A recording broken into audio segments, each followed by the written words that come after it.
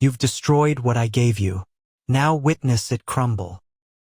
The kitchen's waste disposal rattled again at 3 in the morning, a harsh, mechanical sound mirroring my marriage.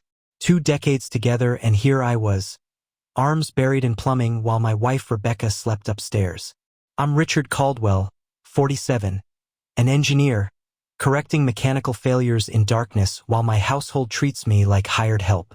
That's when I caught fragments of conversation drifting down from above. 24 years, Mom. You've been foolish long enough, my daughter Claire announced.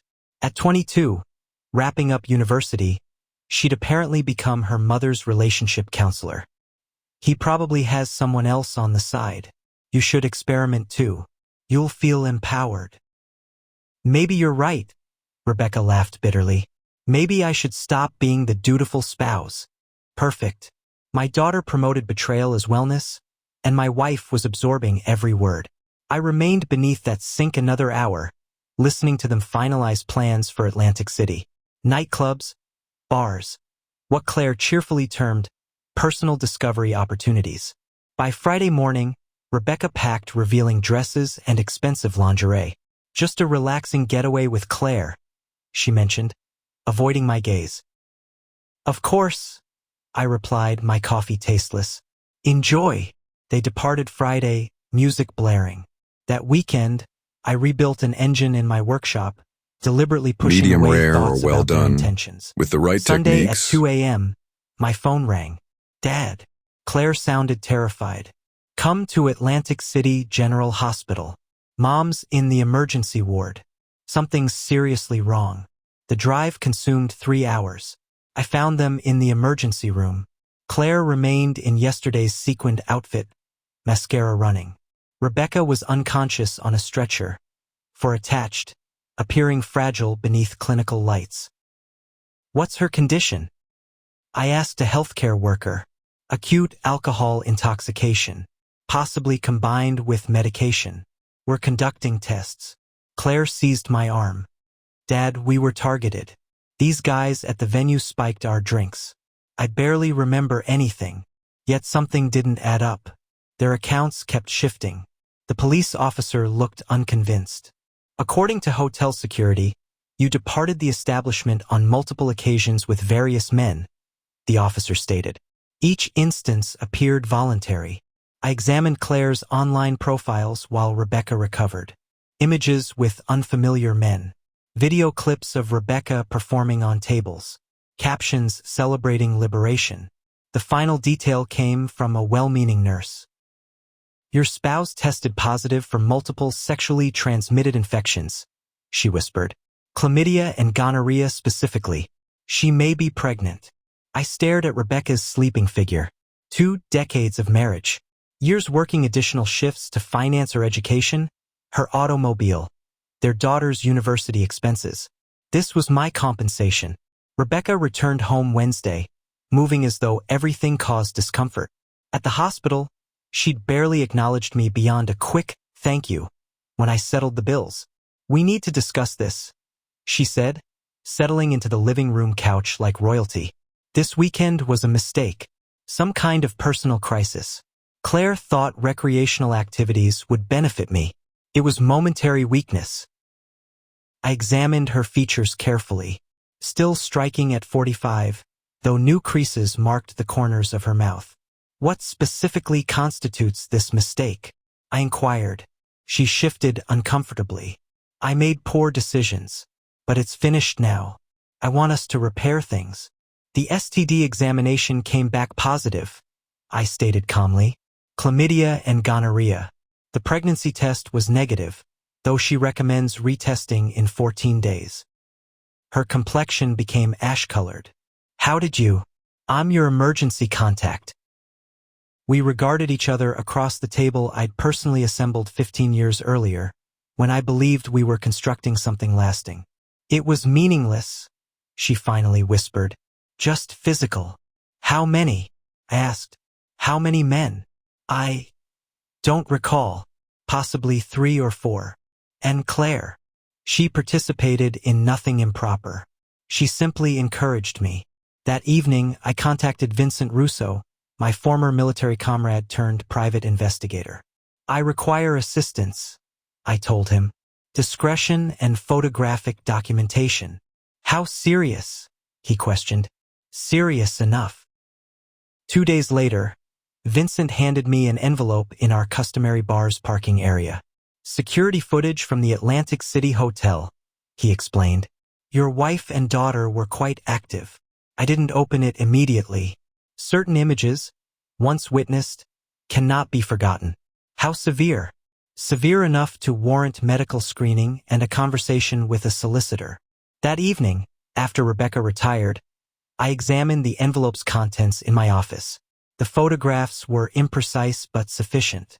Rebecca entering accommodations with different men. Claire doing the same. Timestamps indicated the entire weekend was consumed this way. Vincent had additionally recovered Claire's deleted social posts. The captions made my stomach churn. By sunrise, I'd reached my decision. The version of myself who attended to household maintenance at dawn and accepted humiliation without objection had expired. Someone else now occupied this body. Rebecca discovered the photographs spread across our kitchen table when she descended for breakfast. These require no elaboration, I said as she went pale. They're quite comprehensive. She reached for them. I withdrew them. What do you want? She asked. For you to comprehend something.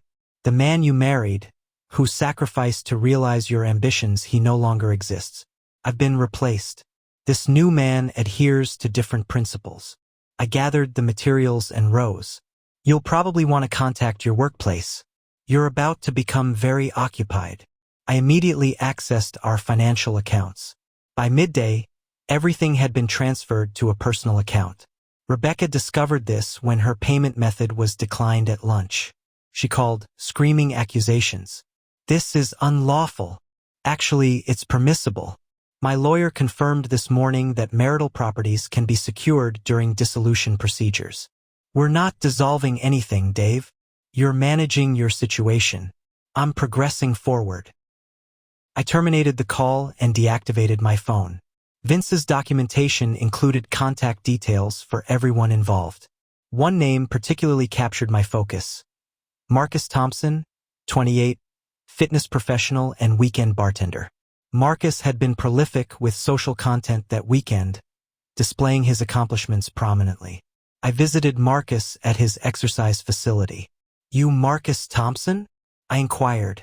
He looked up from his weightlifting station, all physicality and arrogance. What do you need? Richard Caldwell, Rebecca Caldwell's husband. His composure evaporated. Honestly, I didn't realize she was married. You absolutely knew. She informed you. The text exchanges confirm this.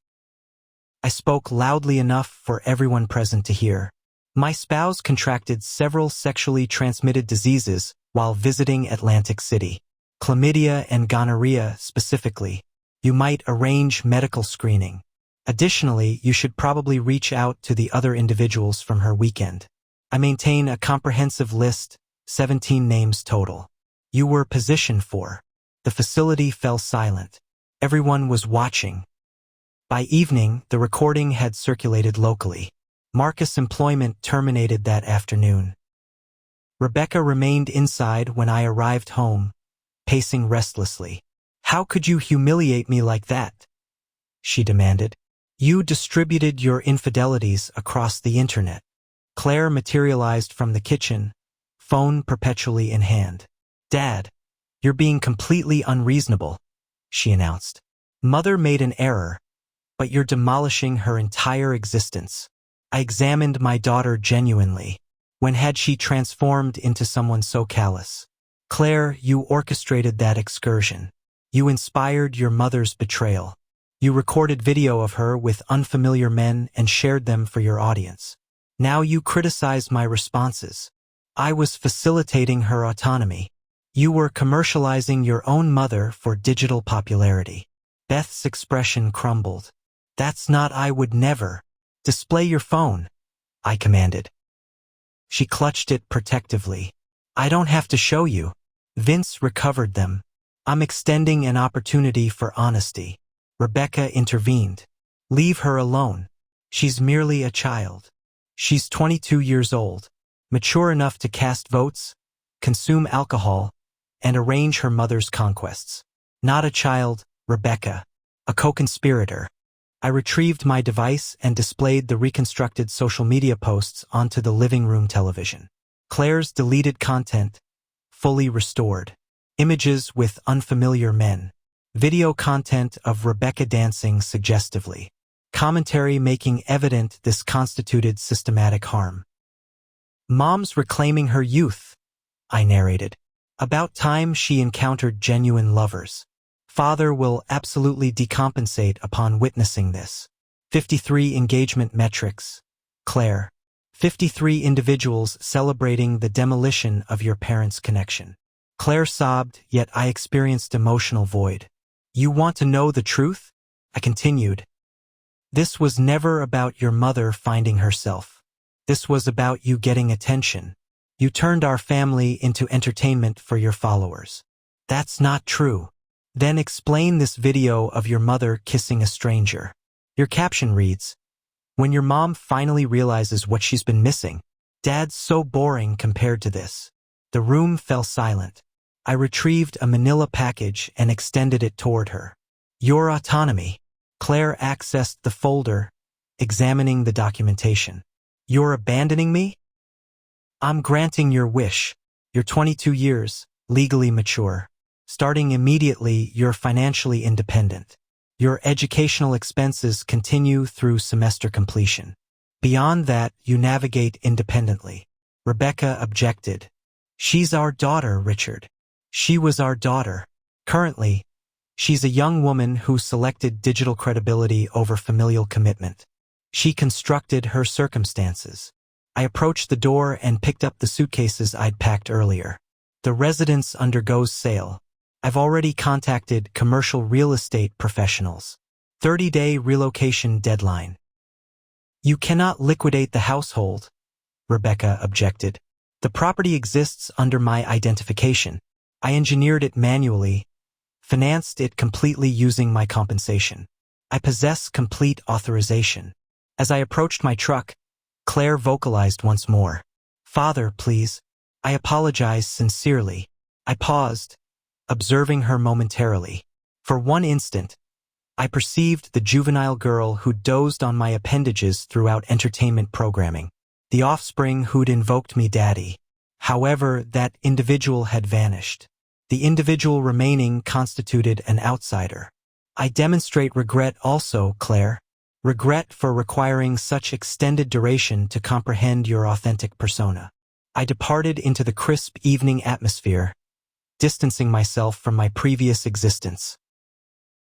90 days later, I inhabited a contemporary residential unit across the municipality, performing equivalent employment. Rebecca settled with her sibling following the residence's liquidation. Claire discontinued her education and obtained employment at a coffee facility. Her internet portfolios experienced termination following the backlash. I perceived nothing, no satisfaction, no sorrow, no resentment, simply emptiness where my household previously inhabited. However, that constituted acceptability. Emptiness transcended deception. Silence superseded fabrications. I'd grasped something essential throughout this process. Occasionally prevailing demands guaranteeing collective ruin. They'd identified me as monotonous, predictable, susceptible. They'd treated me like an amusement, a financial mechanism, a man excessively feeble to contest any mortification. They'd miscalculated fundamentally. I constituted no protagonist in this narrative. I merely functioned as the individual who'd terminated performing characterization as the protagonist. That distinction established everything.